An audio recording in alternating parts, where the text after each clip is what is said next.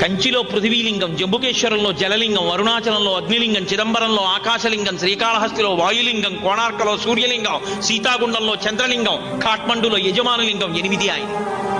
కాబట్టి సూర్యుడిని చూస్తావా శివుడే, చంద్రుడిని చూస్తావా శివుడే, భూమిని చూస్తావా శివుడే, అగ్నిని చూస్తావా శివుడే, వాయువా శివుడే, ఏది చూడు శివుడే, ఆకాశమా శివుడే, శివుడు కానిదేది. కాబట్టి ఆ భావనతో నువ్వు చూడగలిగితే లోపల చూసి సంతోషించవచ్చు. బయట చూడాలనుకుంటున్నావా, ఆలయంలోకి వెళ్ళి శివమూర్తిని చూసి నమస్కారం చేయొచ్చు. నువ్వు ఎలా పూజ చేద్దామన్నా అలా నీకు దొరికేటటువంటి వాడు. దొరకడం కాదు, నీవు ఆయన పట్ల స్వతంత్రుడవైపోయి ఆయన్ని తెచ్చుకుని అలా అర్చిస్తే ఆయన నీకు ఏదైనా ఇస్తాడు.